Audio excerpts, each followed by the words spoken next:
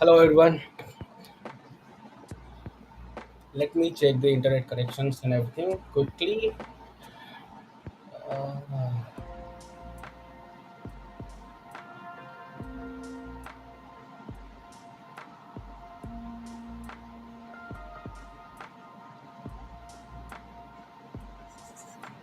Hello everyone.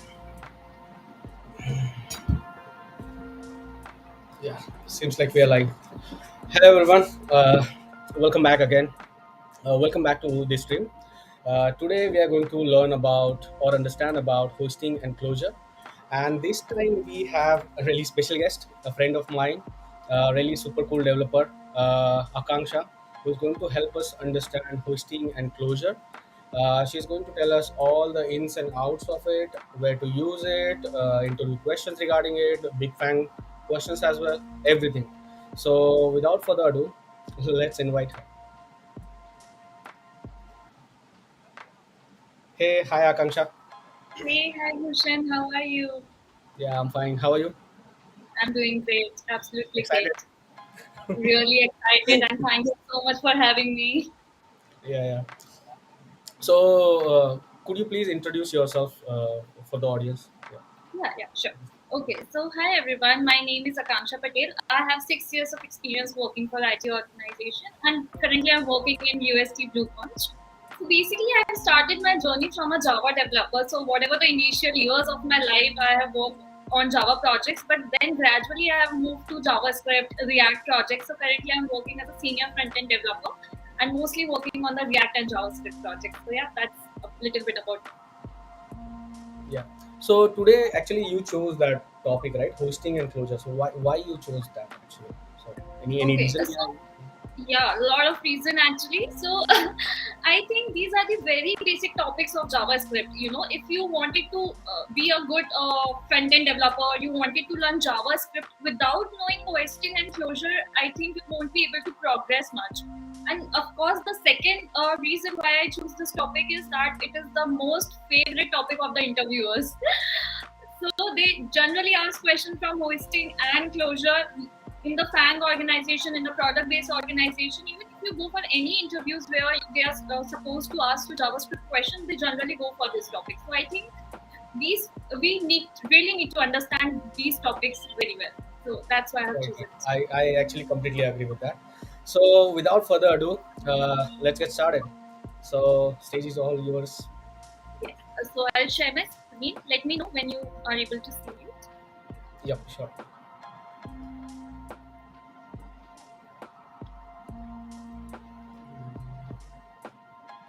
Yep, we can see your screen. Yeah. Okay, is it visible? Okay. Okay. So, hi guys, as I have told you in the introduction, that we are going to understand hoisting and closure today. So, welcome to this session. Feel free to ask any question in between. If you have any doubt, let us know. Even during the session, after the session, get in touch with us if you have any concerns. Okay, we will be happy to help you. So, first of all, we are going to cover hoisting and then gradually we will move toward closure. Okay. Okay, so before coming to hoisting or closure, we need to understand how JavaScript actually works. What actually happens behind the scene in JavaScript when we execute any program. Okay, so that is most important thing to understand. Then only we can go for hoisting and closure. So first we will understand what basically how JavaScript works. So as you can see on the heading, everything in JS happen inside execution context. So what is execution context, right? So I'll tell you briefly what is execution context, how things works in execution context. Okay. So what happens is, let me create a very small program in order to show you this. So I am creating a variable x and I am initializing it with value 10. I am going to create a function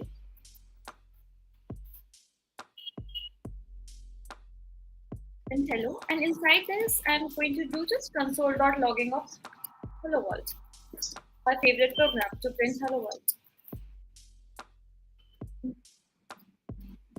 Now, after that, I'm going to do console.log of x. So basically just printing the value of x, and I'm going to invoke this print hello function that we have created.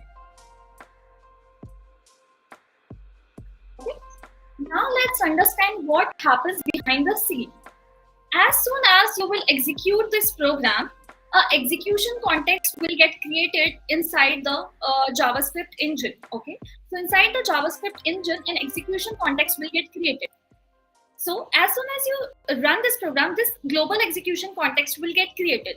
This global execution context has two phases. So first is memory creation phase, second is code execution phase. So I'll tell you what happened in these two phases. So in the first phase, which is the memory creation phase, so what JavaScript does is it skims through our program line by line. Okay, so it goes to line number one. It says, okay, there is a variable in line number one. So let me allocate a memory to this variable.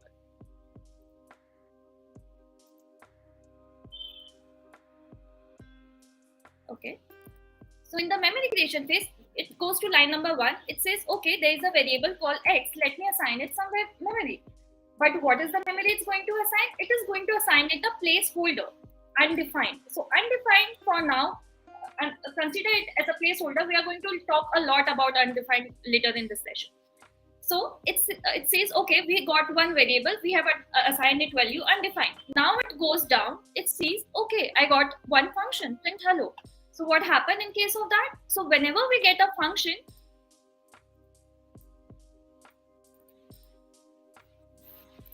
it says, okay, we got this function, we have to allocate a memory to this function. So what memory does it's going to allocate for this function? It just copies the whole function over here. The whole function body, this whole function body get copied over here.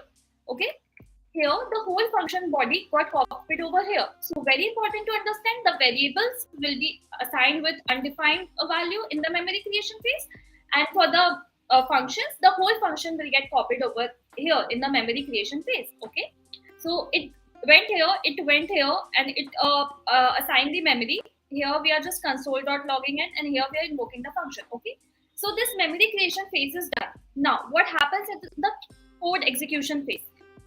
So, as you know that JavaScript is a synchronous single-threaded language. So, it will read and execute everything line by line. Okay. So, what happens in the code execution phase? It will go to the line number one. It will say, okay, there is a variable x and it is having a value 10. So now this undefined is replaced by value 10. This happens during the code execution phase. Okay. So now we have assigned this variable x with the value 10. Now, going down, print hello function is already there in the memory. Now, what it will do is it will console.log x. What is the value of x in our memory? Can you see? It's 10, right? So here, what will be printing? 10. It will go to the next line and it will see, okay, what is that? We are invoking the print hello function. Print hello function is already there in the memory with whole body, right? So here, what we will be printing? Hello world.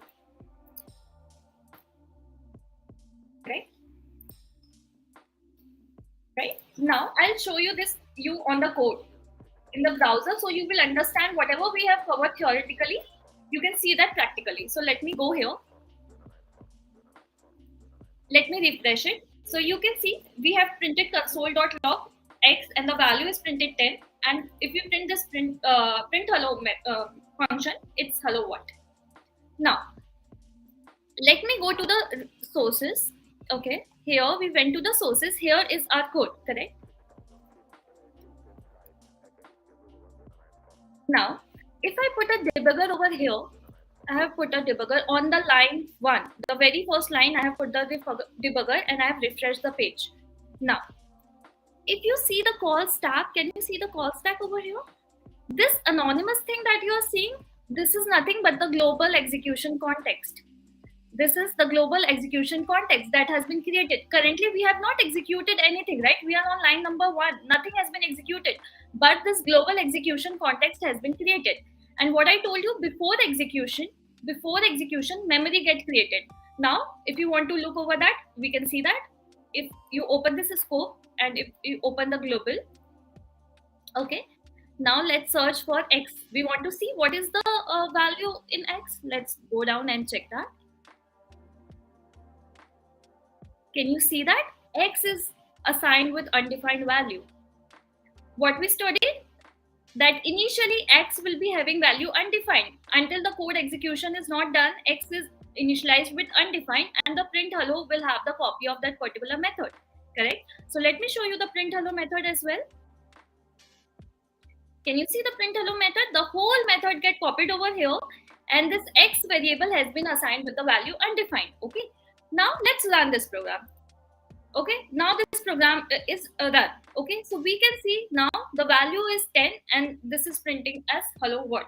Okay, so I hope you guys understand what is the memory creation phase and what is the code execution phase. This is very important in order to understand hoisting, guys.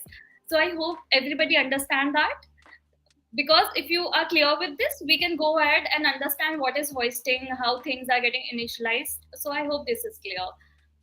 Bhushan, anything So from your end? Yeah. just to recap, like what happens is as soon as JavaScript file or program gets executed, right? It executes in two phases. First is memory creation, and say the second is code execution. In the memory creation, I saw that for the variables it will assign the value undefined. For the functions, it will copy that function, right? And when actual code executes, then line by line it will assign the values and try to execute the code. Is that correct? Exactly. Okay, It's good. absolutely correct, Bhushan. That's what happened in the background inside the JavaScript engine. And it is very important that we understand that so that we can move forward toward hoisting. So I guess everybody is clear with this, right?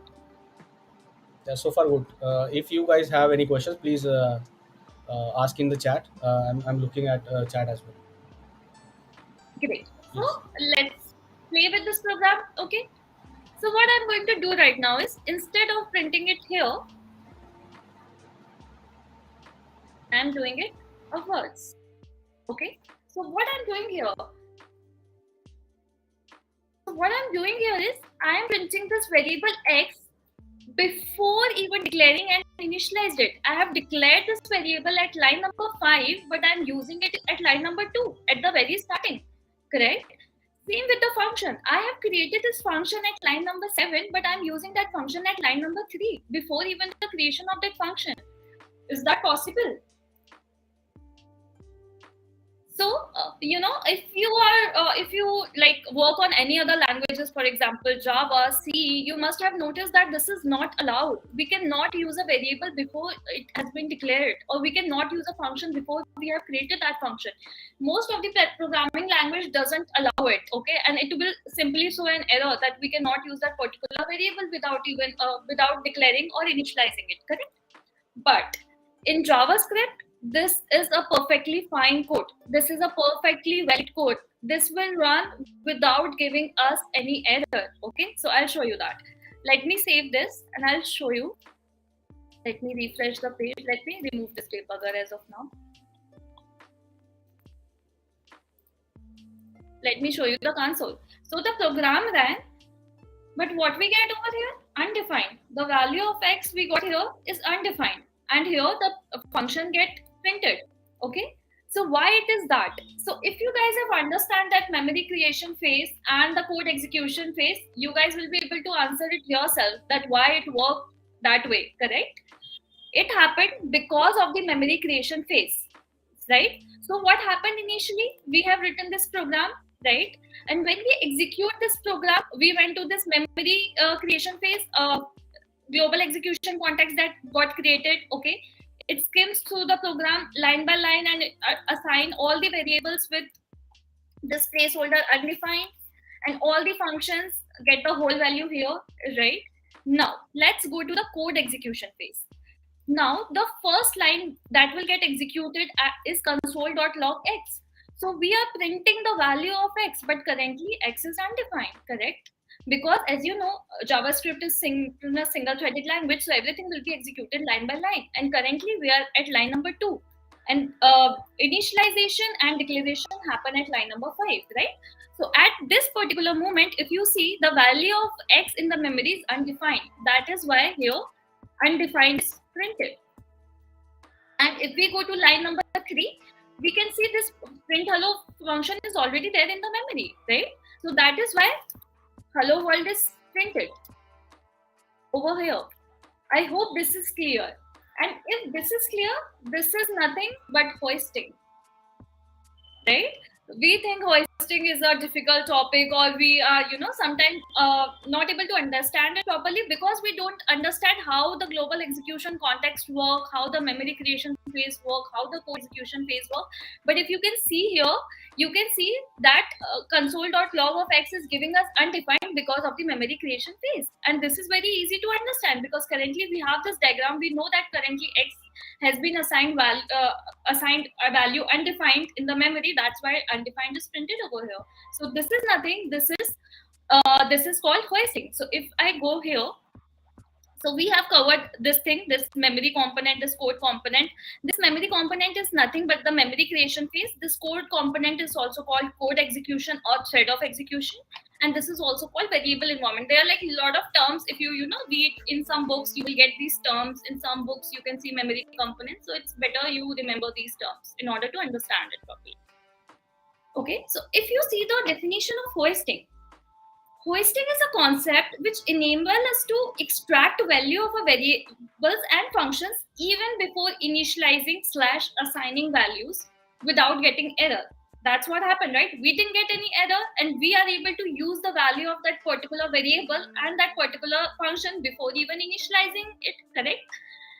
And this is happening due to the first phase, memory creation phase. We just look into that diagram, or we understand that this all happens because of the memory creation phase, correct? So this is nothing. This is the concept of hoisting, right? So what we have seen, variable declaration are scanned and are made undefined, correct? So for all the variable declaration, they are scanned and are made undefined in the memory creation phase. Similarly, function declaration are scanned and are made available, correct? Function declaration are scanned and the function get copied to the memory. So these are the 2 points that we have to remember when we are talking about hoisting. Okay, let's get back to here. Now it is, as I told you, this is one of the very favorite topic of the interviewer, right? So he will tweak the question or do some changes and ask you to tell him the output. So let's take one of the question, very basic question that interviews ask. So let me remove this. Okay, so what I did is I have removed this variable x. I have not declared or initialized variable x. Can you tell me what output we are going to get at line number 2?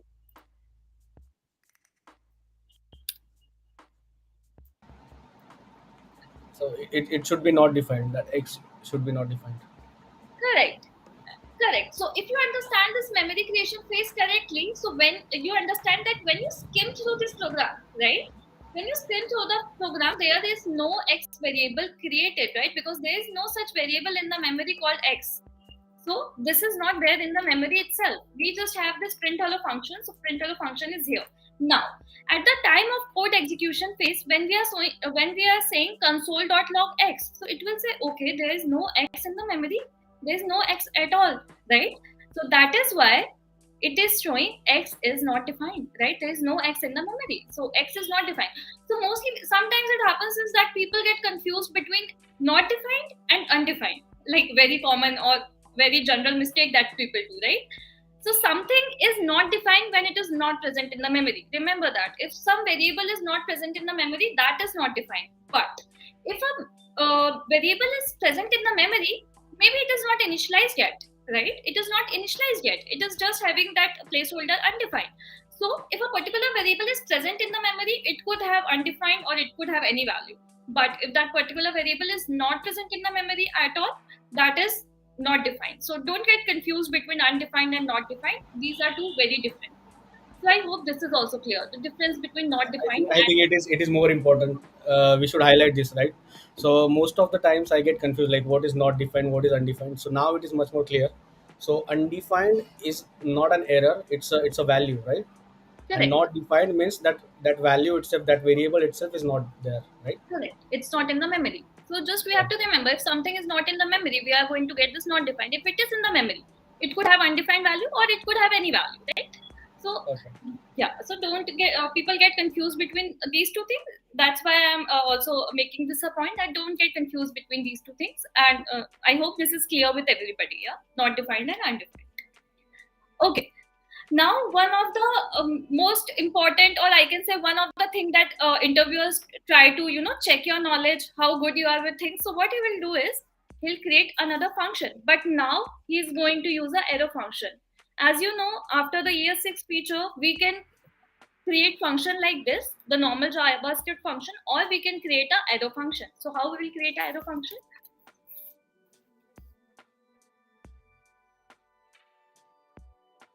This is the syntax how we create a arrow function, right? Now what I'm going to do is I'm just printing hello world 1 inside this arrow function, and I'm going to call that print hello 1 function at the top. Okay. Yeah. So what is going to be the output? As we know that this function was hoisted, right? This function was available in the memory creation phase, and we can use it anywhere in the program. Can you guess what will be the output of this? Are we going to get the same output, hello world 1, at line number 4? What do you think will be the output? I think we need to remove that line number two first. Then only we will get. Right. Let me put where x. Where x is equal to 10. Otherwise, Yeah. yeah. Yeah. So, okay. So I have created that variable. Otherwise, we are going to get not defined every time. Okay. So what do you think will be the output at line number 4 here? So Let me show you. yeah, sure. It should be Yeah. undefined, right? Yeah, it will say that print hello is not a function. Ah, it's not. Ah, okay. Yeah, it because we have created a arrow function. This is different from a normal function in JavaScript. Why? Because JavaScript consider this as a variable and not as a function, correct? And I can even show you that. So if I go to sources, if I place a debugger at line number 1, and if I go to global scope and let me search for print hello 1, right? Huh. Print hello 1. Let me search for that. Yeah, can you see that? For print hello, it is a function, but for print hello 1, it is undefined. Why? Because it is considering this as a variable and not as a function, because we are passing Oh, this function to this variable, correct? So that is why this is undefined. And if you try to, access this function like this, you are going to get that this is not a function, because currently this is not a function. Okay, so this okay. is few things. Yeah, Okay. So what happened just now? On line 12, we have print hello one, right? That variable, which has an anonymous arrow function, right? And it is treating it as a variable. That's why it has a value undefined. On line number 4, we are trying to invoke undefined, right? That is why it is saying that it is not a function, right? correct. That is correct. Oh, Absolutely correct, Bhushan. Yeah, your understanding is totally correct. We are trying to invoke something which has a value undefined. It is not a function for the JavaScript. It is treating it as a variable, right? So nice, these nice. little tweaks, we should remember, or we should consider while doing such programs, so that because interviewers may ask you this question, and these are very basic questions. He expects you to know if you are going to work as a front end developer, or you are going to learn more about JavaScript. So these are few things that we should consider. So yes, so this is that. Now, Okay, now, so main difference: normal functions will be hosted, and they will be copied as it is. Arrow functions will be hosted, but it will be treated as a variable. It will be undefined. absolutely correct, Bhushan. Yeah, that is correct. Now we understand about hoisting. We have looked into some of the errors, some tweaks about hoisting, how it works, and everything. But the important question is, what is the advantages of using hoisting, or what are the disadvantages of using hoisting? So these are few of the advantages or disadvantages, in my opinion. Okay, because I have worked on these features, so in my opinion, I have jotted down few of the advantages and disadvantages. If you agree with these advantages or disadvantages, let me know. If you have some other points, do let me know as well. So the first advantage that I can think of, I really like the way function declaration is hoisted to the top of the scope with its value. So don't have to worry about order of use and declaration. So basically, by using this functional hoisting, we don't have to take care of the ordering, right? You can declare a function anywhere, you can use it anywhere. So you don't have to consciously think about where to declare, where to use, right? You can just order it according to your convenience. So I think that is one of the advantage of hoisting. The second thing, this way you can put the helper function to the bottom of your code and the more abstract one which shows your business logic at the top. So again, this is personally I believe that we can do is the more the functions with more business logic we can put in on the top, and the function that are just the helper methods we can put it at the down. That's again one of the advantages that I think. The disadvantages, in my opinion, is that variable hoisting make the code harder to reason about, but that's just my opinion. If misused, it can turn a harmless looking declaration into a persistent issue. Like, for example, I have a code of 200, 300 line, right? And I am using some of the variables at the top of the code. I am just doing anything with those variable, and I forgot to declare or initialize that variable down there. And I'll get into trouble where sometimes I don't understand, okay, what's going on. So sometimes it's hard to find these issues.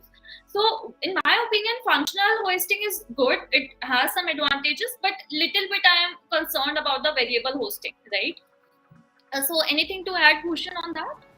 Yeah, yeah, completely agree. Completely agree. So it actually helps when we have functions hosting, right? But when it variables are hosted, right? So it becomes quite difficult to understand. Like on line one, variable is initialized. On line 10, we are re, reinitializing that value. So it becomes a little bit confusing. Correct. So it's nice. Yeah. Correct. So one of the thing I'll just quickly cover that. I won't take much time on that. One of the ES6 feature came was the introduction of let and const variable. So the thing that we just discussed, Bhushan, this the variable hosting, yeah, that can be avoiding using this let and const variable. I'll just quickly show you that. For example, I have created this variable let y is equals to 20. Before you explain, JavaScript Eager has one question regarding temporal dead zone. So Yes. since you are talking about let and const, so I would request you to explain that as well while you talk. Sure, sure. Okay, so I'll just explain you temporal dead zone in a second. So let me remove this method. Even let me remove all the methods. We don't need a method as of now.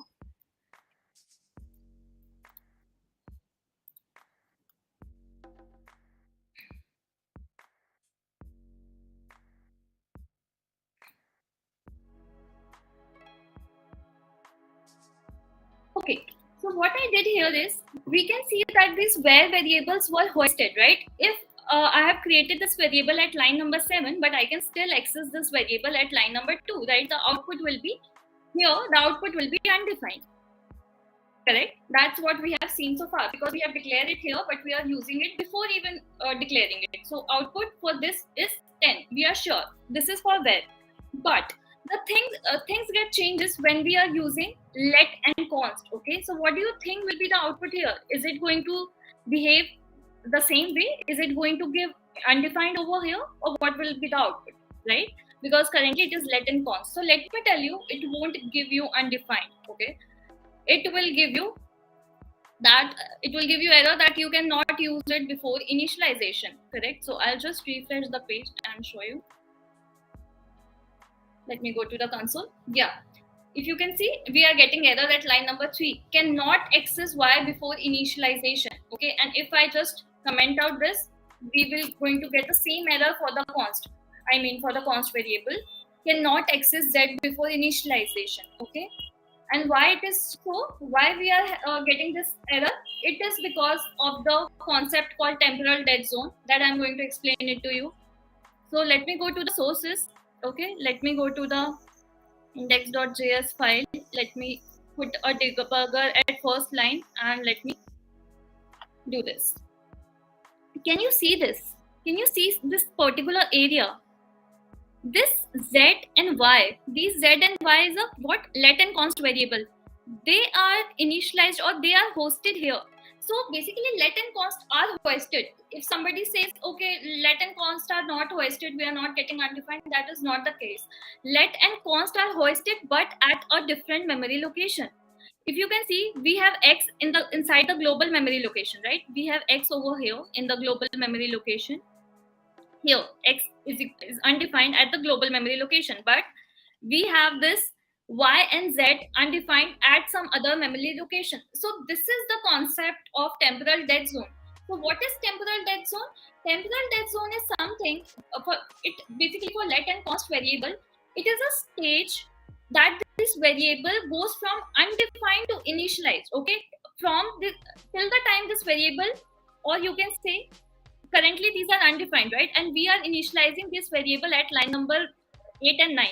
So till this state, these variables are in their temporal dead zone. Okay, I hope this is clear. Till the time these variables are undefined, to the time they get initialized, that particular block, or you can say that particular zone, is called temporal dead zone. Once these variables get initialized, we can totally use them in our code. Okay, so like we see that here we were getting an error because currently these two variables are in their temporal dead zone and we cannot use them. They get hoisted. Okay, they get hoisted at a different memory, but we cannot use them. Now let me do little tweak in our program. Let me use them after they got initialized. Okay, now let me use them after they are initialized. They are initialized, so they are out of their temporal dead zone. Okay, so now we will be able to access it. So let me remove this debugger. Let me refresh the file. Let me go to the console. Can you see what is the value of y and z? 20 and 30. They are out of their temporal dead zone and we will be able to access it. So the thing that me and Bhushan were talking sometimes back, that sometimes this hoisting can causes issue, right? So that's why this let and const variables were introduced in ES6 features. So using these features, using these two, we cannot, or you can say we cannot just use it before they are being initialized. So the thing that we were talking about, that it could cause issues in the code, that are resolved. Now you have to use it. Now you have to declare it, and then you can use it, right? So this is nothing. This is the concept of temporal dead zone for let and const variable. So I hope I have answered your question. So JavaScript eager asked like why it is happening for latent cost only, not for where. And I believe it Correct, is because that it is hosted in a different space. It is not hosted in a global space, right? correct, exactly, correct. So it was hoisted in a different place. It was not hoisted in the global scope. That is why it is happening for let and const and not for the where variable. Okay. Okay. So I hope this is clear. Yeah, yeah. Okay, so we have covered some of the advantages and disadvantages of the hoisting, right? So here we have covered the hoisting topic. That was one of the very important topic, very important to understand. Even we will be using hoisting in our closure topic. So I hope everybody has understand what hoisting is and it is clear with everyone. Akanksha, before we move to the closure part, right? So could you please go to the VS Code? I want to test out one thing. Sure. So what if on line 5 Mhm. we don't initialize, right, that value? Okay, sure. So So what if happens when, Right. So if on line 5, if we do not initialize with with any value, so y will be having undefined. Similarly to the where, it will be having undefined in the memory, and once it will get initialized, it will get some value. So let me run this program for you. So you will see y will be having undefined. Can you see here x is yeah, undefined because of the concept of hoisting, and here y, since we have not initialized it, it is undefined, and z is 30. Okay, and since I am okay. explaining you this, I'll tell one another thing for the const variable. Okay, so if Hmm. you try to remove this initialization from const, you can see you are getting this error. Const declaration must be initialized. So it is mandatory that whenever we are creating a const variable, we initialize it at that time only, right? So it is compulsory. Yeah. So it is So not so possible I for. have one. Yeah. Yeah, yeah. Please continue. Go ahead. Go ahead. Yeah. So I have one question, like, right? So since we are talking about where late cost, right, Mhm. and it has different uses, right? So Correct. when to use what? Like, what is your personal preference? Right. So personally, whenever I am in a code or I am doing a changes where I know that I don't want to reinitialize this particular variable, right? This variable I don't want to reinitialize at all, so I'll go for the const, correct? Because we cannot reinitialize a const variable, right? So whenever you are creating some I'll say static data or some constant data, just go for const. At that time I go for const. Okay, now coming to the let variable. So let variable has block scope, correct? So whenever you are in the code and you wanted to access, you want that variable to be accessible inside a particular block itself, go for the let variable. If you want a particular variable to be block scoped, go for the let variable. And where variable is global scope. So sometimes the error, it sometimes causes error because you can reinitialize it, you can use it anywhere. So it is advisable to use const and let at most of the places, but yeah, you can of course use variable. I prefer using let and const most. Yeah. So mostly what I do usually is I start with Mhm. const. If value is changing, then I'll change it to let. Otherwise, and I don't use var. So that is my thing. Correct. That is, yeah, I think that is absolutely correct. That should we do, but of course it depends to person. But I think this is the good practice which you are Yeah. following, So Bhushan. yeah, Right. this is how I follow. And Correct. Andrian is saying that const is read only. Read only, yeah, you can say, because it is a constant, correct? You cannot reinitialize it. So he's right, we cannot update the value of const. So you can say that const is read only because we are not able to reinitialize that particular variable again. uh, just one catch for the audience, right? So whenever we are using const, right, so any value, like let's say boolean, integer, number, string, anything, right, so that cannot be replaced or that cannot be updated, right? But if we use objects or array, then we can update those objects, we can update those arrays as well, so with const as well. And that is because objects and arrays are reference type, right? So those, only the references of that is stored in that const, so that reference actually never changes. So that is why we can update these arrays and objects. So just to Absolutely. clarify. And yeah. Yeah, totally agree. Absolutely. Yeah, that is Yeah. right. Anybody? Andrian has one simple question. Is var x, let me put it Mhm. on the slide, is var x is equal to window.x? Is var x equals to windows dot x. Basically, this var variable, it gets created in the Windows object itself. We are saying that this is a global, it has a global scope, right? So it gets created in the window object itself. So it has, that's why it has the global scope. So you can consider that for sure. Yeah, yeah. So whenever we initialize any values, if that values are in global scope, so that gets actually attached to the window object, and on the node environment, it goes to the global object. So similarly, on the JavaScript environment, we have window dot something, right? Same we have on the node environment, global dot, then everything will be attached there. So Right. just So since currently we are running things on the browser, so it get attached to the window object. Right. correct, correct.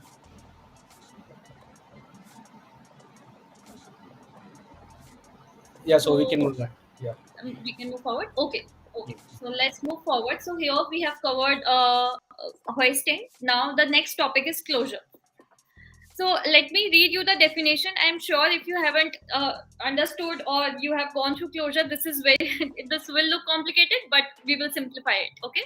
What is a closure? A closure is the combination of a function bundled together with reference to its surrounding state. In other words, a closure gives you access to an outer function scope from an inner function. So many words, so many things, right? So let's just simplify this. Okay. So let me remove this. Okay. Let me create a function. First of all, I want to tell you something about JavaScript. If you are very newbie, I want to let you know how we can create functions in JavaScript. Okay. We can create function. This is the syntax that we have seen. Of course, we can create any function, correct? Now, what we can do, another thing is we can assign any function to a variable. We can assign any function to a variable. This is also a perfectly valid JavaScript syntax. We can pass one function into another function, correct? We can pass one function into another function. So we can pass this function, which is currently in this variable x, in here, correct? Or you can simply do this. This is absolutely fine. This is an absolutely okay JavaScript syntax, correct? Now, the next thing is, remove this. Also, yeah, we can return a function out of a function. So if I have a function A, it can return me another function. This is also a valid JavaScript syntax. Okay, so basically we can pass a function. So the functions are very beautiful in JavaScript. They are like the heart of JavaScript. We can do a lot of things with them, right? We can pass a function to a function. We can return a function from a function. We can assign a function to a variable. So we can do a lot with a function. Okay, so before coming to closure, I wanted to let you guys know all these things so that it when I write the code, it doesn't look weird to you that what she's doing, what she's writing, right? So let me create a function. So this is a function A, okay? Inside this function A, I am creating a variable. Okay, I have created this variable and I have initialized it with a value 5. Now, I have created another function. And what I'm doing inside it, I'm just console.logging the value of x in here. Okay, and after this function, what I'm doing is I'm just invoking the function y. And after everything, I'm just invoking the function a. Okay, so what I did is I have created a function a. I have invoked that function. Okay, inside that function, I have created one variable. I have created one function, and I have invoked that particular function inside that function. So this is all valid. We can create a function inside a function. We can call a function inside a function. So this is all valid JavaScript syntax. Okay. Now, what is this? This is nothing but closure. Okay. This is an example of closure. I know closure looks very complicated, but this is the example of closure. The very basic example, though, but this is an example of closure. So let me explain you what we are doing and what is closure. So closure is nothing. Closure is what? Function bind together with its lexical environment. I'll tell you what lexical environment is, but let's understand the definition of closure. Closure is nothing. A function bind towards with the lexical environment is called closure. Okay. So what is a lexical environment? So you can see this is a function A. Inside that, this is a function Y, right? Now, function y is inside function a, right? So function y can access all the variables or all the functions inside the function a, right? It could have its own variables, like for example, where y is equals to 10, correct? So these are its local scope. It's the scope of the function y. So currently function y has this variable y, correct? But function y can also access this x. Why? Because it is the lexical scope of function x, because the x lies in the lexical scope, because y's parents is a and a has this 5, right? So this is nothing but lexical scope. So currently if you see here what will be the output? The output is 5. Let me show you how. Let me run this program. This is not finished. Yeah, so you Same. can see. Yeah, so you can see the output is 5. Now how it is so this is nothing. This is happening because of the concept of closure. So what happens is, as soon as we have executed this function y, it goes over here. It says, okay, I have a variable and it has a variable y and it has a value 10. Okay, great. Now it says I have to console.log x. But do I have x? Do I have x in my local memory? No, I don't have x in my local memory. So it will go to its parent. It will go to the function a. It will go to its lexical environment. And it will say, oh, I have an x over here. No worries, if I don't have x in my local space, at least I have x in my lexical environment. So that works for me. So here, though this x is not in the local space, but it is in the lexical environment of that particular function. So that is why we can see the output is 5. We are able to access this 5 over here. So basically, this function is making closure with the outer function, and this function remember the reference of its parent's variable or its lexical environment. So here you can see the function y is making closure here, and it remembers the reference of this variable. It remembers the reference of this variable. Okay, not the value, reference of this variable. We will learn more about it later, but just for now, understand this function is binded to its lexical environment, and we can access this variable inside here, right? And this is nothing. This is the concept of closure. Okay, so I hope this is clear. I hope the basic closure example is clear, right? I hope you understand what is the local scope, what is the lexical scope, how this is how function y is able to access the variable of its parent's function or its lexical scope. I hope these things are clear. Okay, so just to recap, so we have function. Inside that we have inner function. That inner function is called closure. This inner function knows the variables or information about like what is outside of it, right? That is called lexical scope, right? In Correct, simple word. correct, Okay. correct, correct. Even I can show you here in the sources if I'll go here, yeah, and if I put a debugger not here, if I'll put the debugger over here inside the function, and if I'll refresh the page, can you see here? Can you see this closure? Can you see that x is equals to 5? So this is nothing but this is closure. The function is x is equals to 5 or x5 is accessible by function y. So you can even see this closure over here. You can see that this is closure. I'll give you one more example. Like for example, let's make chain. Okay, I have another function z. I have another function z.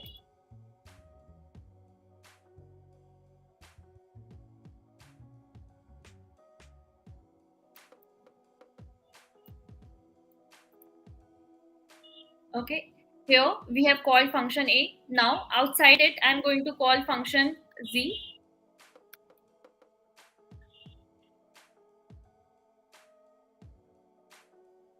Sorry, here I'm going to call function z.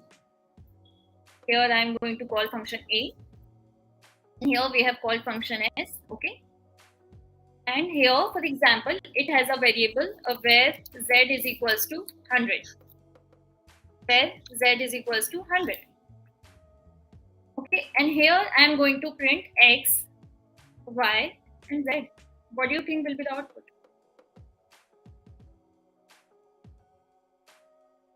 If you guys understand the closure, can you guys tell me what will be the output of this particular function? So we have this function a inside, right?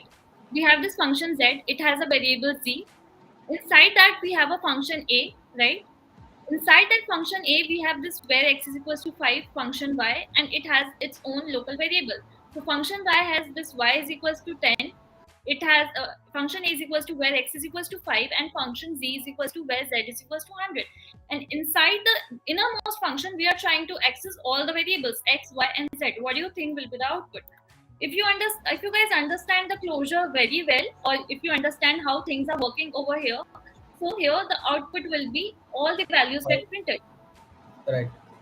5, 10, and Like, 100, right? correct. 5, 10, and 100. So let me show you guys the console. Can you see 5, 10, and 100? Everything gets printed over here. So this is the beauty of closure. So function y can access its own variable as well as its lexical scope, right? As well as its lexical scope. So it has the access to y as well as it has the access to x. Similarly, its lexical scope is z.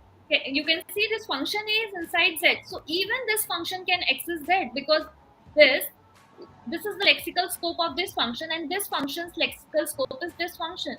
So this function chaining happens, and innermost function can have access to all the variables. They can access all the variables. As we can see, all the values get printed over. So I hope this is clear and nobody has any doubt in this particular example. So basically what happens here is this function will try to search for that variable. If it is not there, then it will try to search the outermost lexical scope. If it is also not there, it will try to check outermost, and if it is also not there, then the global one, right? Exactly, exactly. So can we have same variable in all the places and then try to console log? We'll Sure. see how it is getting used quickly. Sure. So currently we have this variable y is equals to 10 in the uh, local scope. Now I'm going to print that y is equal to 10 here and assign it value 200 maybe. Now here,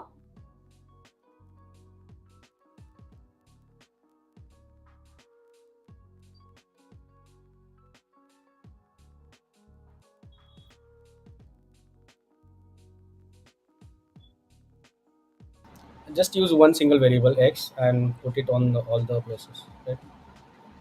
So I have put y in all the cases. Y 10 200 at the top as well on line 1. Line number 1, Hmm. where a is equals to 900. Oh, sorry, y is equals to. And now since line number 11 you need to rename this function, so on Yeah, line 16 you are invoking that function, but on line 9 you are just making it variable as well. right, right. Yeah. Hmm. So let me um, rename this function to something else. ABC, maybe? Yes. ABC. ABC, line 16 ABC. Okay.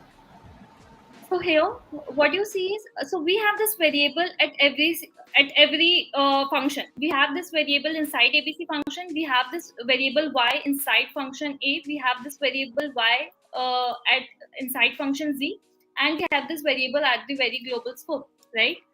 And you can see that currently the value of y that has been printed is 10. Okay, the value of y that is printed is 10. So that means it took the value from the local scope. So first it will search the value in the local scope, then it will go to its lexical environment. So for example, if currently I comment out this particular value or remove this particular value and do this. So can you see it is now 200? It is now 200. Let me remove x and z if it is getting confusing for you guys. Just y. Let's just play with y.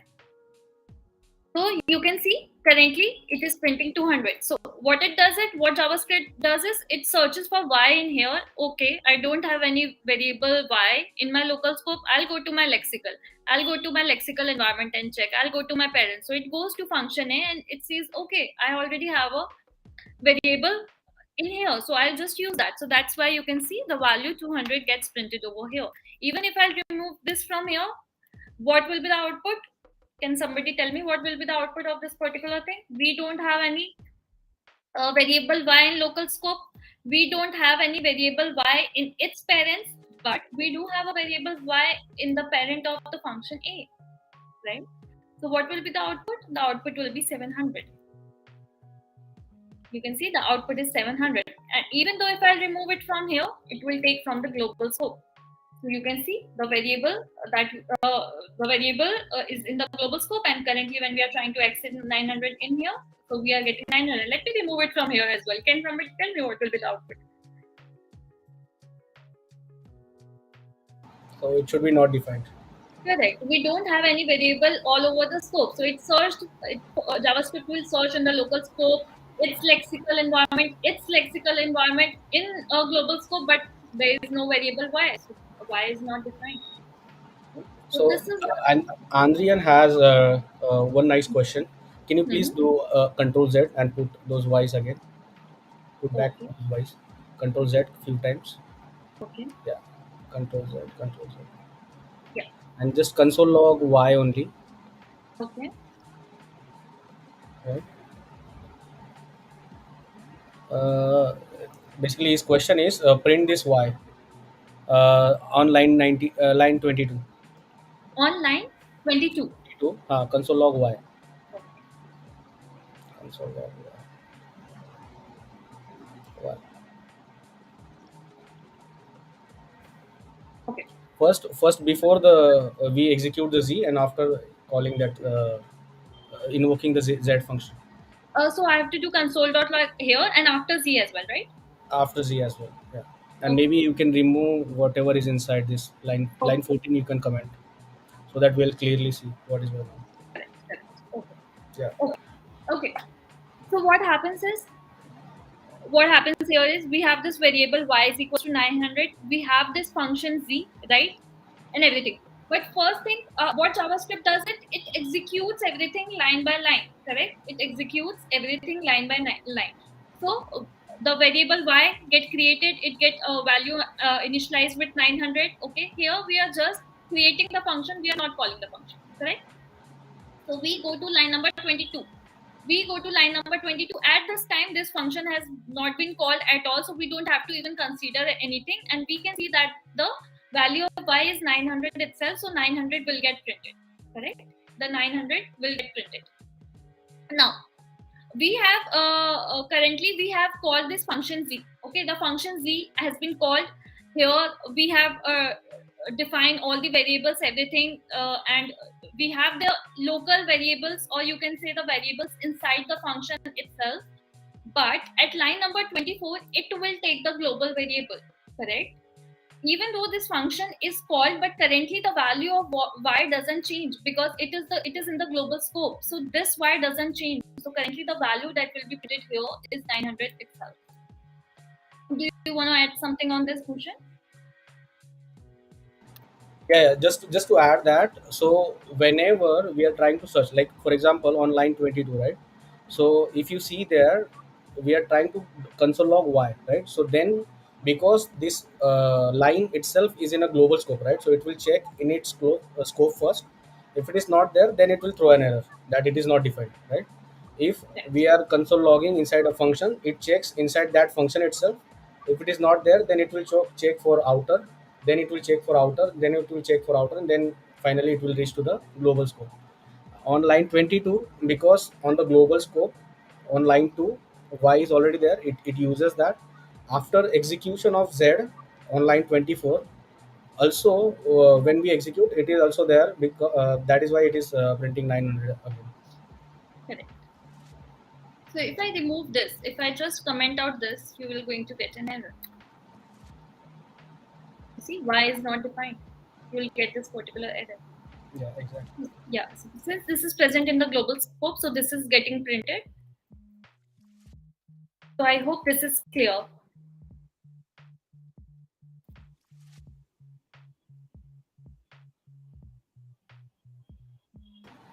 Yeah, I think Anybody now. question, Bhushan, or we are good with this? Yeah, we are good with this. Okay, okay, sure. So basically, we have covered, hoisting and closure. Now I am going to get deep inside the interviews question of closure because that is very, very, very important, guys. Mark my words; these are very important questions. All the fan companies I have seen in the Facebook, Amazon, they do ask these questions. So let's pay a special attention to these interview questions because they are very important one. Okay, so let me go to the very first interview question, which is a very basic hoisting example. So let me copy paste this question over here. Okay, so what we are doing in this particular question is, so we have created this function x, okay, and we are calling this function x over here. Inside this function x, we have created this variable I and assigned it a value 1, right? Also, we have created the set timeout, or we have used this set timeout method. Okay, so basically a set timeout method, what it does, it after a particular interval, whatever the interval we pass in this particular method in milliseconds. So currently we have passed 3000 milliseconds, which is equals to 3 seconds.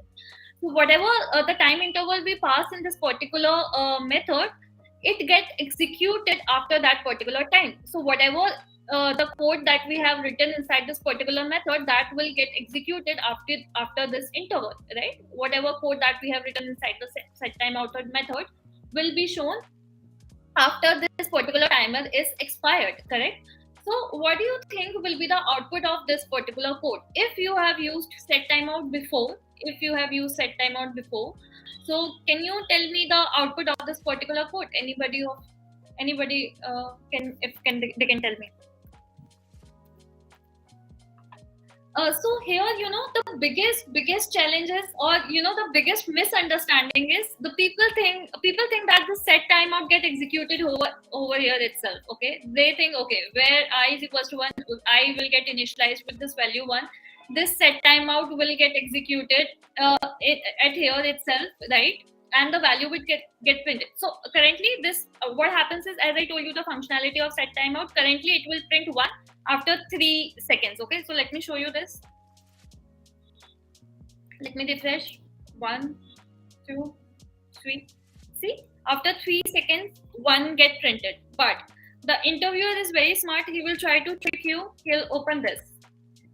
He will Now he'll ask you what will be the output. Okay, so what we'll think is, okay, so first JavaScript will wait for 3 seconds. It will print 1 and then it will print hello world. So this is easy, right? It's not. So can you see here, hello world is printed first and then 1 is printed. Okay, So why it is so? Because the set timeout doesn't get executed here. Okay, I am not going deep down into event loop and how set timeout work. Just for now, consider the set timeout doesn't execute here in this memory, and it execute in some other memory after this. So this here you can see, we are forming a closure with this variable I. This is a method, this is a set timeout function, and here we are closure because this method doesn't have any I variable, so it is making closure with this function X, correct? So what happens is this set timeout get executed at some other place. It get attached to this timer, and also it has the reference to variable I. It will remember the variable I value, correct? But as you know that JavaScript is single threaded synchronous language, so it does not wait for it to get executed.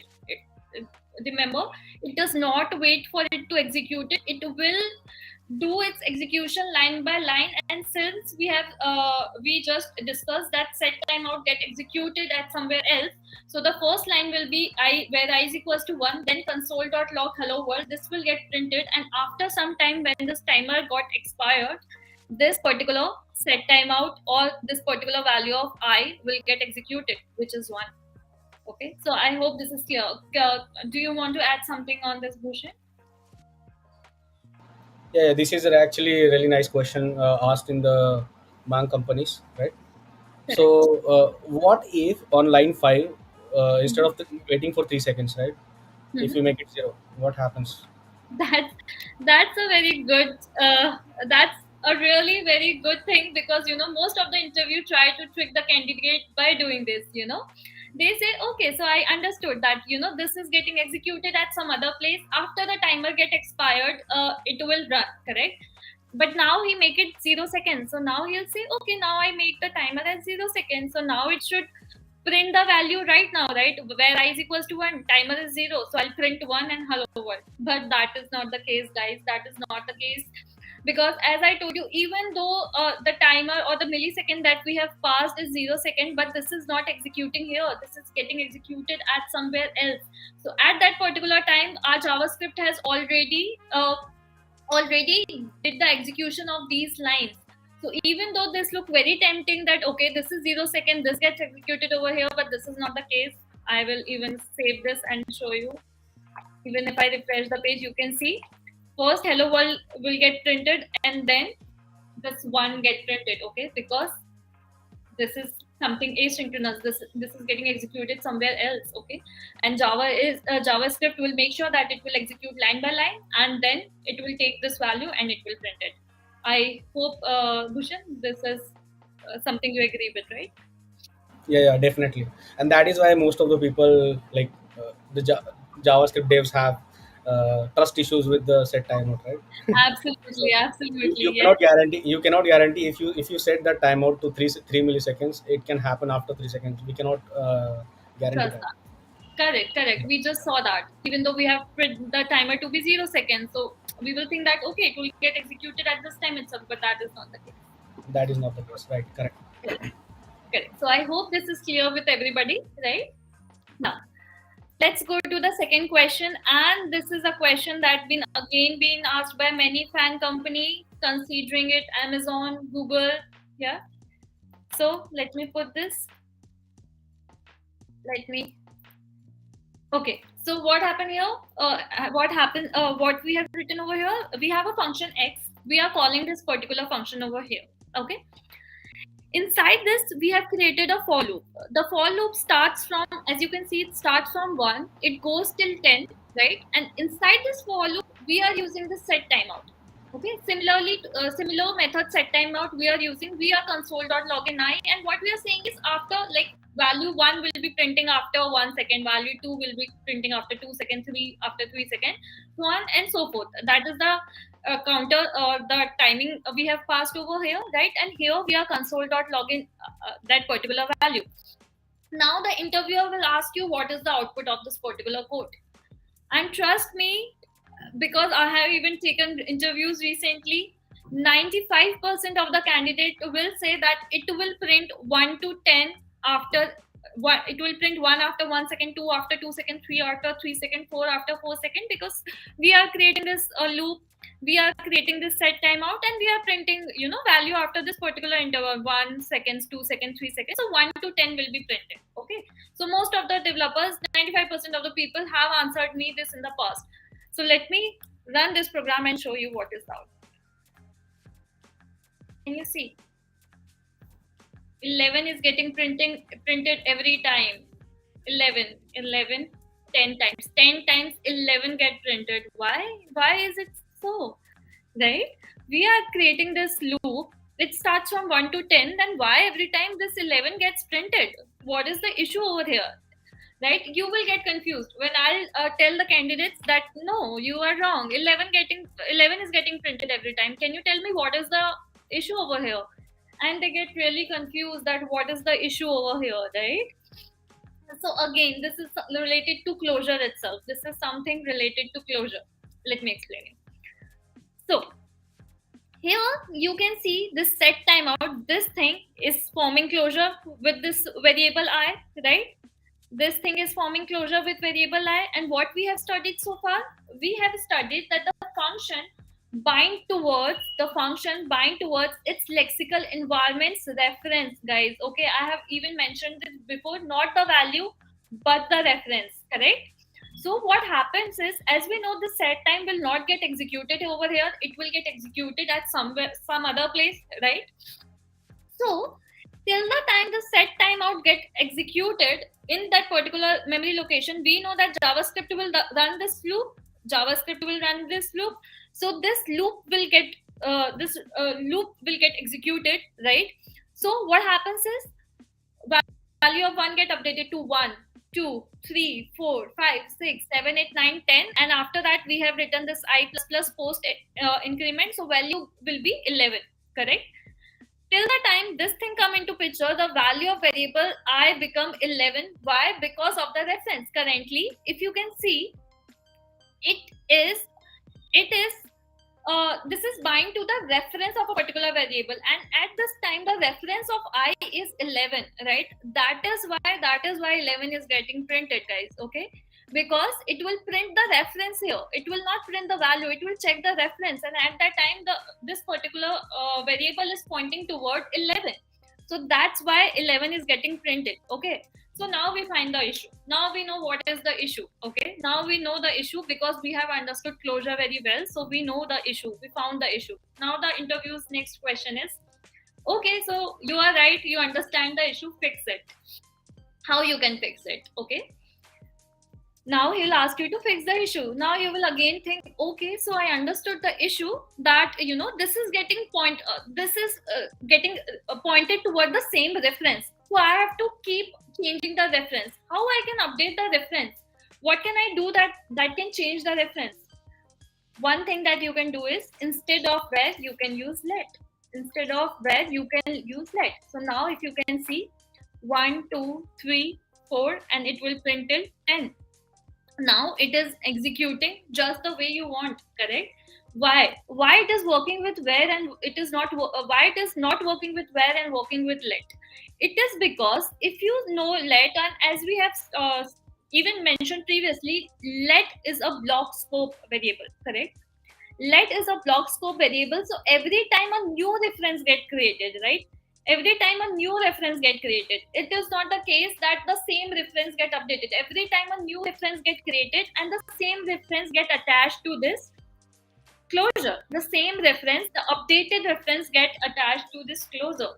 That is the reason it will work with let, but it won't work with where. But again, your interviewer is very, very smart, so he'll tell you, no, I don't want you to use let over here, I want you to work with where only. Now you again get confused. Okay, so he even don't want me to use let. Now what should I do?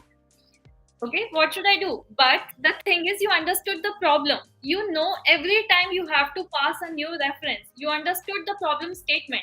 You know the solution, that every time you have to pass a new reference. Now, how we can do that?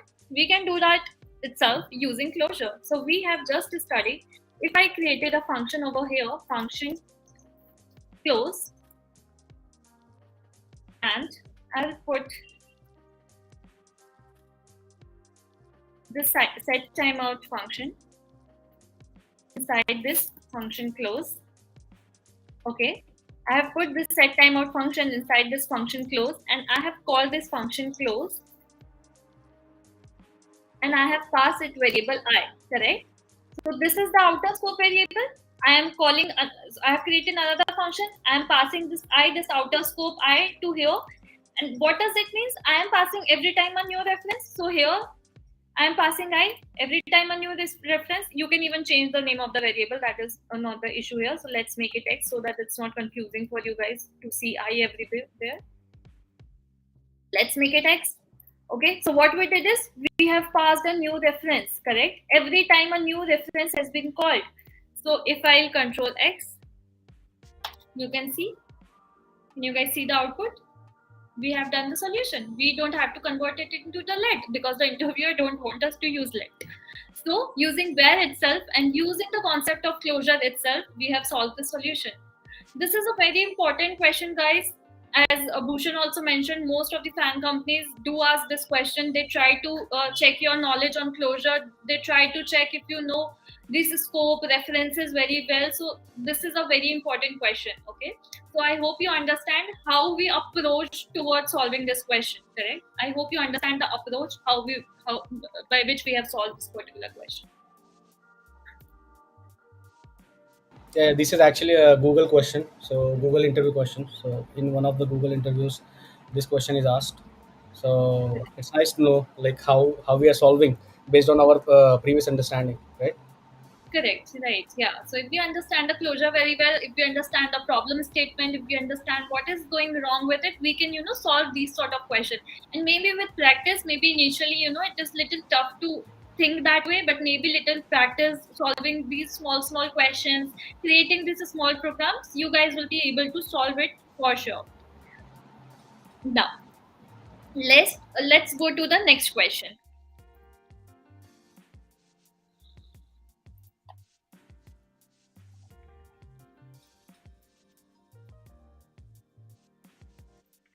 Okay, so I think, yeah, this is the next question. Okay, so let's go to the next question. So this is the next question, and this is the question from Amazon.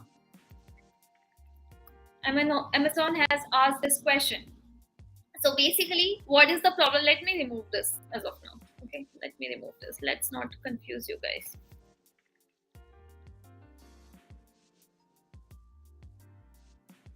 Okay, this is the problem statement. Okay, this is the problem statement. So what the interviewer asked you to do is, he said this is a function. Okay, this is a function. We are passing these parameters, or we are calling another function. So you can see sum1 is a function, correct?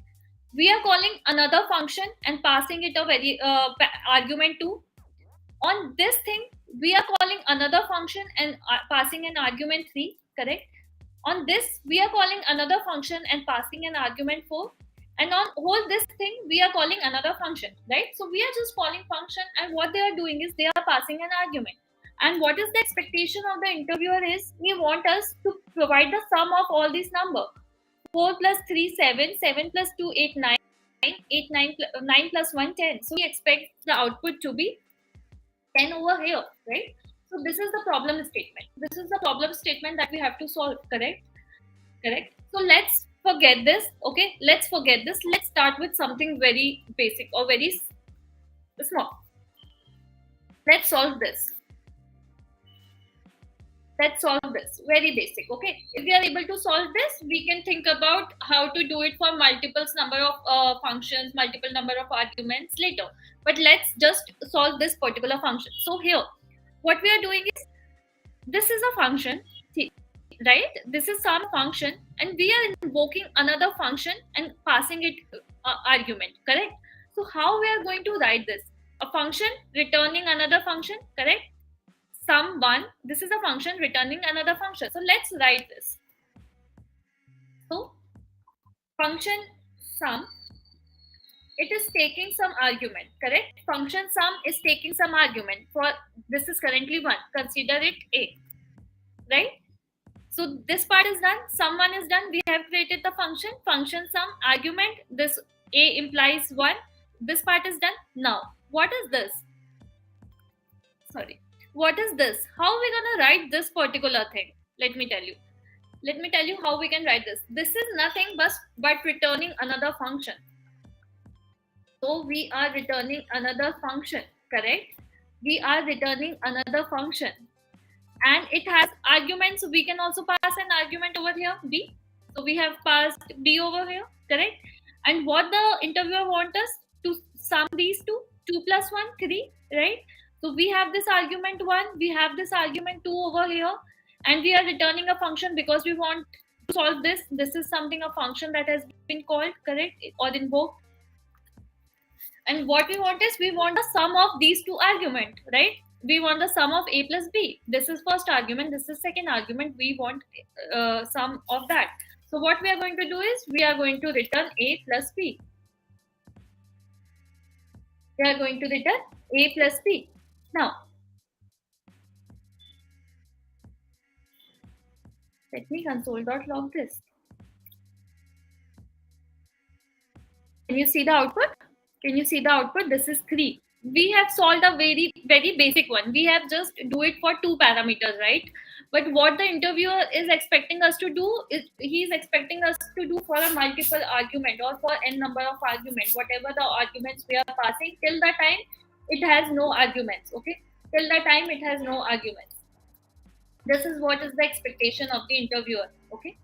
So let's solve this as well. Let's solve this as well, okay? So if you can see, sum 1, 2, 3, 4, till the time we are not getting any argument, right? We are going to do that, correct? How are we gonna do that? Let's create a variable sum is equals to function. This is a valid JavaScript. This is a valid JavaScript, right? This is a valid JavaScript. We can do that. Now, we are passing this argument, first argument, correct? This is our first argument. Now, again, we are returning another function with a argument, correct? Similarly to what we did previously, return another function with some argument, correct? Correct. Now, again, what we are doing is returning another function with some argument, returning another function with the third argument, correct? Now, returning another function with fourth argument, returning another function with the fourth argument. So have you noticed something? Have you noticed the pattern? Have you noticed the pattern? We are just keep on doing this. We are returning the function, returning the function, returning the function, and inside that what we will do is return a plus b plus c plus d, correct? A plus b plus c plus d. But have you noticed the pattern over here? We are returning the function and using its argument over here, okay? So can you see the pattern? Aren't we using recursive function? Aren't we doing it recursively, calling the function inside a function inside the function? Like we can do sum of these two, correct? And again call the function. So this will be considered one parameter, 2 plus 1, 3, correct? So this is 3. So this is first parameter. Now again 3 plus 3, 3 plus 3, 6. So this whole thing is the A, first parameter. 6 plus 4, 10, correct? So we are doing this recursively. If we write this program this way, we understood, okay, we are doing some things recursively. Okay, so let's make recursion. Let's see how recursion works. Okay, so we have this parameter A. We got this. Now we are here. We got this parameter B. Now this parameter is not empty, correct? We have to do the recursion. So we have to provide a base condition till when we want to run this recursion. So this is not empty. Now we will go to this one. This is not empty. This is not empty. This is empty. So what is that? This is this argument, right? B. So our condition will be if B present. If B present, what we have to do? So consider this 1 and 2. This is A and this is B. B is present. B is present. What we want to do is we want to do the sum. We want to do the sum. Correct? So what we are going to return is we are going to return sum of A plus B. We are going to return sum of A plus B. Why? Because now the argument will be this is A plus B, correct? So this will be 2 plus 1, 3. 3 is passed over here. Again, this works recursively. Here we are passing 3. The value of A is 3. And what is the value of B? It is 3. Correct? Value of B is 3. Now B is empty. B is not empty. We will go here. 3 plus 3, 6. We will pass 6 over here. So value of A is 6. What is the value of B? 4. Correct? So here, what is the value of 4? This is here. So 6 plus 4. 6 plus 4 is 10. 10. This is passed here. 10 is 10. A is 10. What is B? B is empty. B is empty. So what we want to return right now? What we want to return right now? We want to return A. But A has all the value currently. A has all our value. Okay. So now if I'll just console.log this,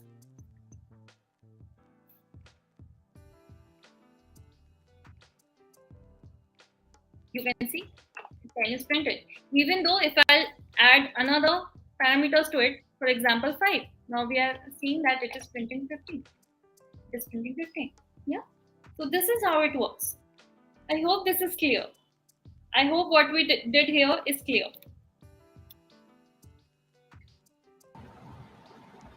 I think from that question, right? So how you backtracked and how you explained and wrote that code.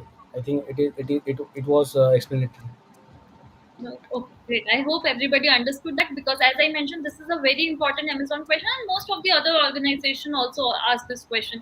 Even when I take interviews of the people who are having, good experience, I even tend to ask this question to understand how much they know about this concept closure, how much they know about coding and all these concepts. So it is very important that you know how things are working, right?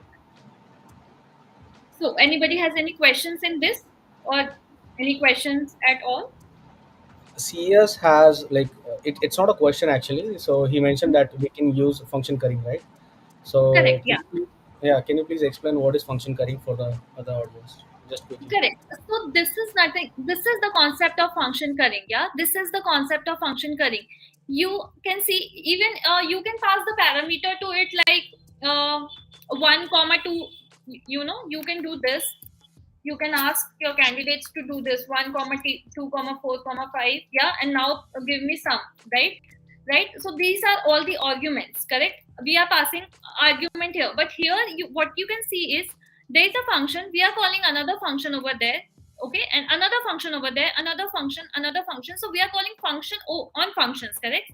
So this is concept of currying. So this is nothing but this is the concept of currying, and we are using extensively closure when we talk about currying. Bhushan, if you want to add something on this, please go ahead. Yeah, just to add some points. So Yeah. function currying is actually quite useful. So for example, when you have half of the information or some small amount of information about the function, then you can just get that information and encapsulate your program, and later when you have these other information, then you can use it. Like for example, Akanksha, could you please create const on line 11, create const Okay. xyz, Yeah. const xyz, and call that sum function, and pass 3 and 2. Yeah, 1 2 5, 3 and 2, Okay. right? And Yeah. instead of on line 13, instead of using sum, just replace it with xyz. Okay. Sure. Now imagine you had only 3 and 2 with you, right? So on line 12 you used it, you created a function, and now imagine on another service or in code somewhere else, right? You have that 1 2 3 4 5, right? So you can pass that function, it will go there, it will remember it has 3 and 2, it has addition, everything. And then we can use that half of the or remaining information, and then we can use it. So that is basically function currying, or in simple words, borrowing. And if you see in the console, you can see that 20 is printed there, right? So 3 plus 2, that 5 also gets added into the function. So Arjun Correct. has one question. How does like basically how that sum is getting calculated? So could you please do it for three arguments and quickly explain what is going on? Sorry, I didn't get the question. What is uh, the question? he wants to understand like how that sum is getting calculated. So At just do it line for number three. Yeah, just remove that line 12. 12. Okay. Yeah, and instead of xyz, replace it with sum, Yeah, and remove that 4 and 5, mhm. and please explain how that getting, like how the code is executing, so that we Sure. have that sum. Yeah. Okay, sure. Okay, so let's start from very basic. Okay, first we have just considered we have this function. We have this function called sum, right? And it has, we are passing this argument one in that particular function, right? Now we are calling another function. Just consider this scenario, or even let me just remove this much part so that it is very clear. Just consider this much part. Okay, what is happening over here is, this is a function, this is the function that we have written, and we are passing an argument to it. Okay, so we have passed an argument one to it. What does this particular sign means? What does this means? This means we are returning another function out of this function. Okay, this means we are returning another function out of this function. So if I just comment out this, sorry, right, and if I even remove the argument, this is the syntax of this particular thing, this particular thing. Okay, let me remove this. Okay, we are having this sum one, we are passing, this is that sum with argument one. Just suppose this a is 1 as of now, right? This syntax means we are returning a function again out of this function. This syntax means we are returning, so this is the syntax, return function.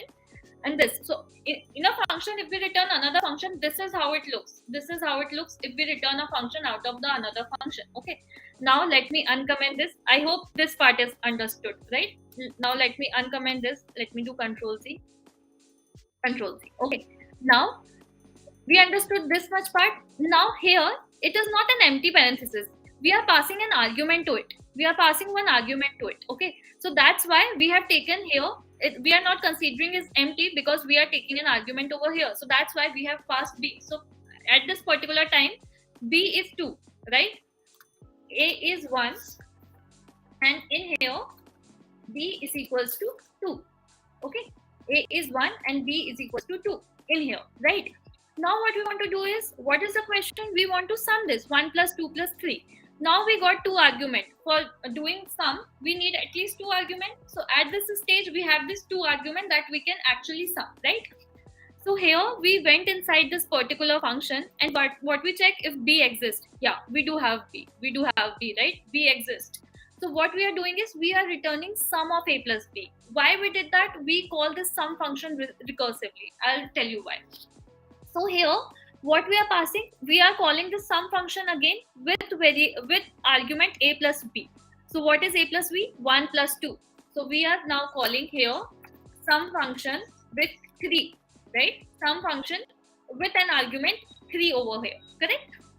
So now consider this thing is executed, this thing is executed, this is 3. Now you can see at this line, this becomes sum of 3. This becomes sum of 3. This is there. Now again, this whole thing will execute it at this time. At this time, the value of a is 3. You can see the value of a is 3. The a becomes 3, right? The value of b becomes 3. The value of b becomes 3. Again, we get into this condition, b exists. Yes, b exists. We have the value of b is equals to 3. B exists. We went here. Return sum of a plus b. Return sum of a plus b. So sum will get 3 plus 3, 6. Sum will have 6 as of now, correct? So this whole will get converted to 6. This is 6 as of now, correct? This is 6. Now again we will call some method. Again we will call some method. Here, what is the value of a? A becomes 6. If you can see here, a becomes 6 and b is nothing. A becomes 6, b is nothing. B doesn't exist right now. B is nothing. So if b, no, we don't have b. Sorry, we don't have b. So just return a. We are just returning a. And what is the value? This is not the case. We are not getting inside this condition. What is the value of a right now? 6. What is the value of a right now? 6. Return 6. So from here, 6 is returned. So what is our question? Sum of 1, 2, 3, and this.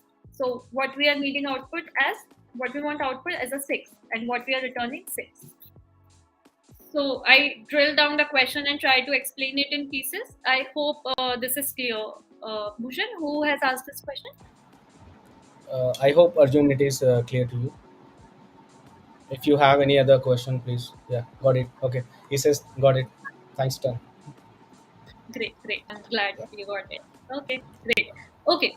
So yeah, these are some of the very important questions, guys. Very important interview questions. That's why we have picked this question so you guys understood how things are working, right?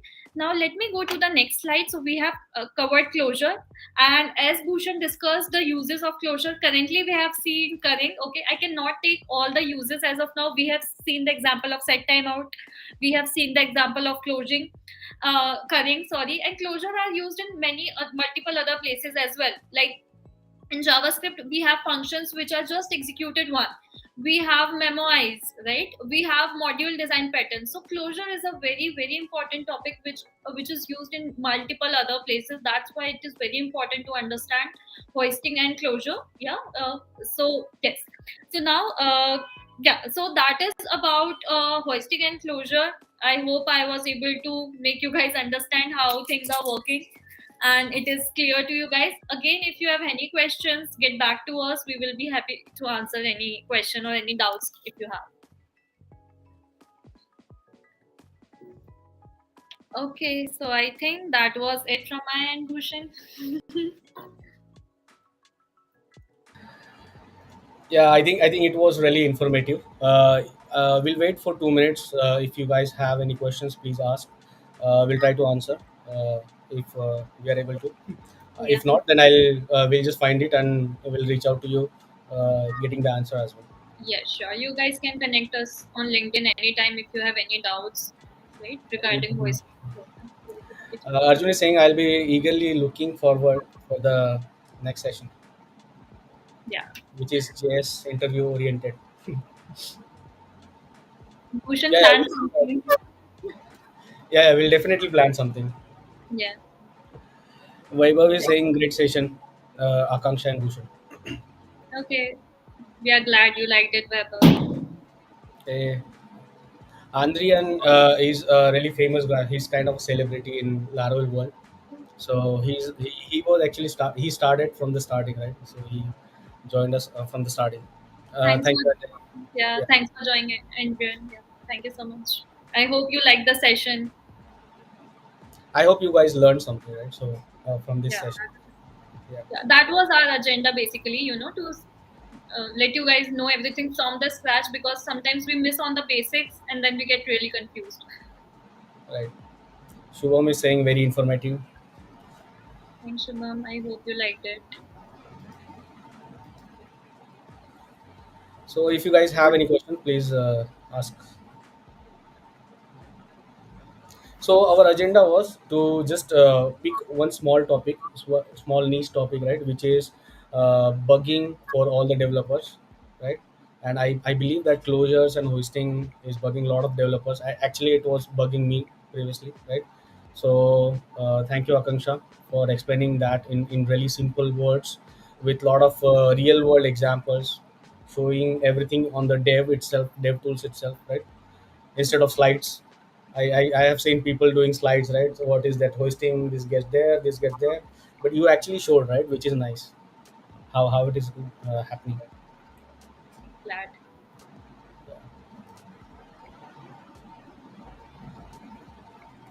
Yeah.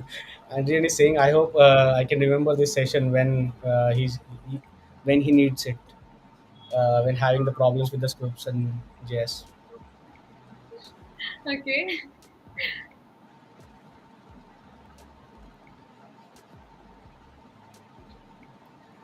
Yeah, if no more questions, then thank you so much, guys, for joining.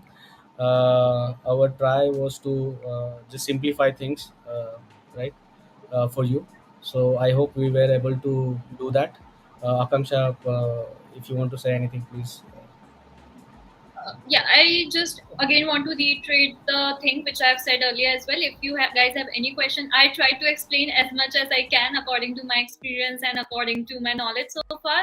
But yeah, if you guys want to add on anything, get back to us. If you guys have any question, get back to us, and we will be happy to answer even after this session as well. Okay. So thank you so much for attending, everybody who has attended this session. And just to reach out, right? Uh, on LinkedIn, you can just mention your handle, right, in the chat Yeah. itself, so people can just see. CS says clear my basics in JavaScript. Thank you. Abhishek says scopes and closure simplified. Thank you guys. Thank you, Abhishek.